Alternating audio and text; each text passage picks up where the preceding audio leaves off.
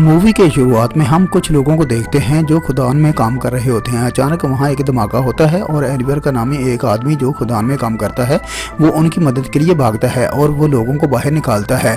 लेकिन उनमें से टेरी नाम के एक आदमी की मौत हो जाती है। इसकी बॉडी को उसके घर पहुंचाया जाता है। तभी हम एक पार्टी में हॉली नामी एक खूबसूरत लड़की को देखते हैं। तभी उसके पास एक आदमी आता है जिसका नाम क्लिफर्ड था और वो बहुत अमीर था। अब वो कुछ देर बातें करने के बाद वो दोनों एक दूसरे से इम्प्रेस हो जाते हैं।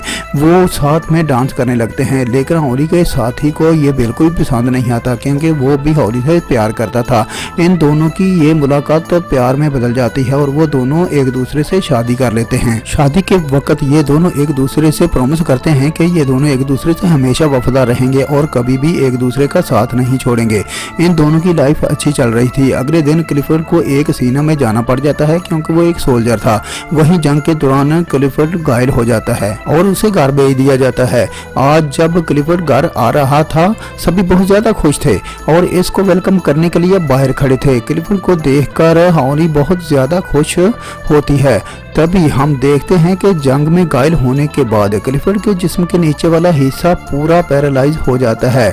क्लिफर्ड अपनी हालत से लाचार था और सबको शुक्रिया बोलकर अंदर आ जाता है। हॉली क्लिफर्ड को जिंदा देखकर खुश तो हो रही थी पर वो अंदर ही अंदर बहुत दुखी थी कि इनकी खुशियों भरी जिंदगी में कभी ऐसा मोड़ भी आएगा ये किसी ने सोचा नहीं था। दुखी होकर क्लिफर्ड अपने आप को मारने की कोशिश करता है। तभी हॉली उसे रोक लेती है और वो उसे हौसला देती है कि वो हमेशा इसके साथ रहेगी। अब दूसरी तरफ हम एलिवर को देखते हैं जो अपनी मंगेतर को खत लिख रहा होता है। इस बार एलिवर किसी खुदान में काम नहीं कर रहा था बल्कि इस बार वो जंग में था। एलिवर जब अपने घर आता है तो वो अपनी मंगेतर को किसी दूसरे आदमी के साथ देख लेता है और वो उसे मिले बगैर वहां से चला जाता है। कुछ दिनों के बाद वो काम के लिए क्लिफर्ड के पास आ जाता है। जब क्लिफर्ड इससे बात कर रहा होता है तभी पता चलता है कि एलिवर उस जंग में उसके अंडर काम कर रहा था। क्लिफर्ड इससे काफी इम्प्रेस होता है और एलिवर को जानवरों की देखभाल का काम देता है। अपाहिज होने की वजह से क्लिफर्ड गाड़ी खरीदता है। जब वो इसमें बैठकर घूमता है तो ऐसे लगता है जैसे इसके पांव वापस आ गए हैं। फिर वो एक दिन हॉली के साथ एलिवर के पास जाता है। एलिवर जंगल में बने एक क्वार्टर में रहता था और जानवरों की देखभाल करता था। वहाँ पहली बार हॉली एलिवर को देखती है। वहाँ से वापस आते समय हॉली एलिवर को इशारा देती है पर एलिवर की समझ में नहीं आता। अगले दिन एक नौकरानी हॉली के पास आती है। उसे बोलती है कि एलिवर अपने क्वार्टर की चाबी मांग रहा है। इस बार हॉली खुद चाबी देने के लिए इसके पास चली जाती है। जब वो एलिवर के पास पहुंचती है तो एलिवर उससे ठीक से बात नहीं करता और उसे बोलता है कि आपको इतनी तकलीफ उठाने की जरूरत नहीं थी।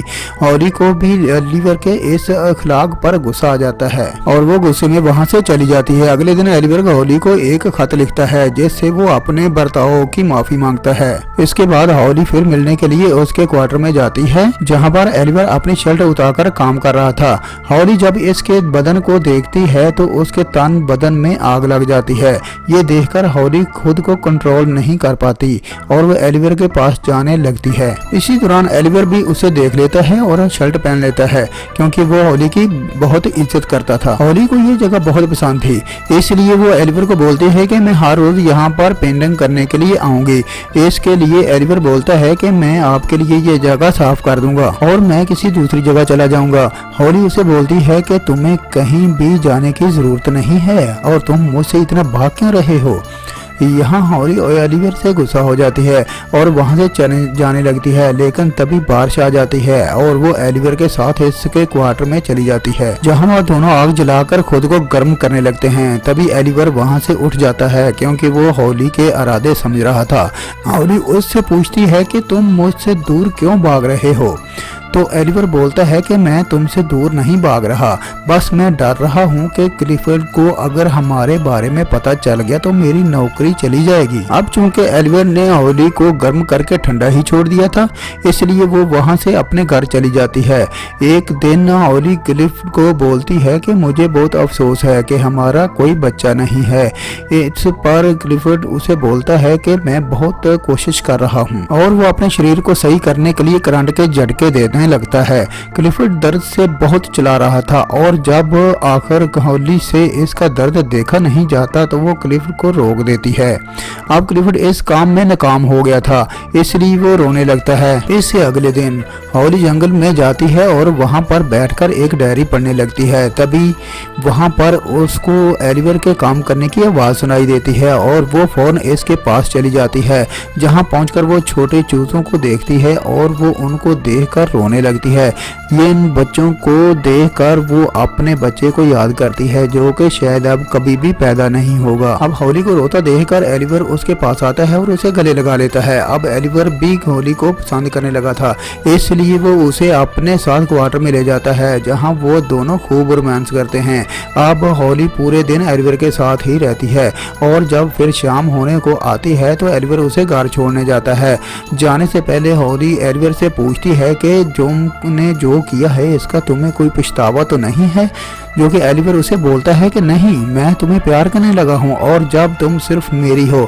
इसी रात बहुत तेज तूफान आता है और बादल गरजने लगते हैं। एलिवर को होली की बहुत याद आ रही थी, इसलिए वो बहुत ज्यादा शराब पी लेता है। उधर होली की नींद भी उड़ जाती है और वो भी एलिवर की याद में सो नहीं पाती। फिर वो खिड़की से एलिवर के घर की रोशनी को देखती है और वो खुद को रोक नहीं पाती, दौड़ते हुए एलिवर के पास चली जाती है। उसे जाते हुए घर की एक मेड देख लेती है। एलिवर भी वहाँ होली का इंतजार कर रहा था और वो होली को बोलता है कि मुझे लग रहा था कि तुम मुझसे जरूर मिलने आओगी। इस पर होली उसे बोलती है कि मैं तुम्हें कभी भी अकेला नहीं छोड़ूंगी और फिर वो दोनों फुल रोमांस करने लगते हैं। एक दिन क्लिफर्ड के घर एक पार्टी होती है जहाँ पर डंकन भी आया होता है। फिर क्लिफर्ड देखता है कि होली और डंकन एक दो साथ डांस कर रहे हैं और उसे देखकर बिल्कुल भी अच्छा नहीं लगता। अगली सुबह क्लिफर्ड होली को बोलता है कि तुम्हारे लिए सबसे जरूरी एक बच्चा पैदा करना है। होली हमेशा से ही एक बच्चा चाहती थी और क्लिफर्ड को लगता है कि इसीलिए होली डंकन के करीब जा रही है।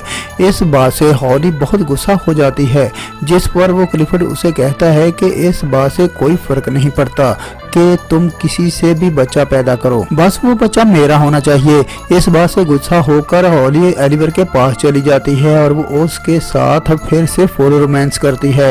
एक दिन होली को पता चलता है कि वो प्रेग्नेंट है। वो इसके बारे में क्लिफर्ड को बताती है। क्लिफर्ड ये सुनकर बहुत खुश होता है और वो होली से इस आदमी का नाम पूछता है, पर होली इस आदमी का नाम उसे नहीं बताती। एक दिन क्लिफर्ड एलिवर से मिलने उसके पास जाता है और वो होली को भी अपने साथ चलने को बोलता है।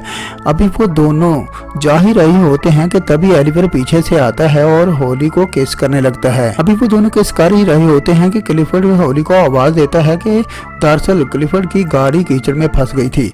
तभी वहां पर एलिवर आता है। वो उसकी गाड़ी को धक्का लगाता है, पर इसी दौरान वो जोर जोर से खांसने लगता है।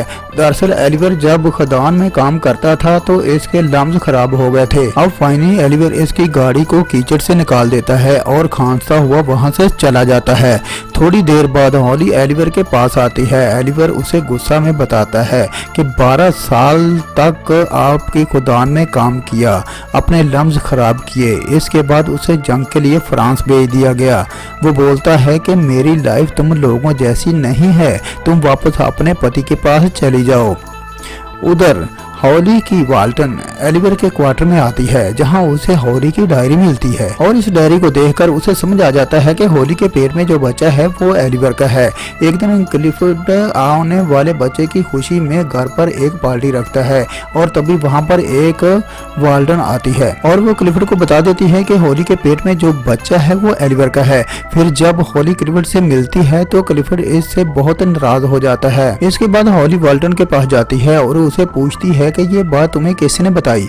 इस पर वाल्टन उसे कुछ नहीं बताती। होली को लगता है कि वाल्टन को शायद एलिवर ने ही बताया होगा, पर वाल्टन उसे बोलती है कि एलिवर ने मुझे कुछ नहीं बताया। अब इस पर होली रोने लगती है और वो उसे बोलती है कि मैं एलिवर से बहुत प्यार करती हूँ।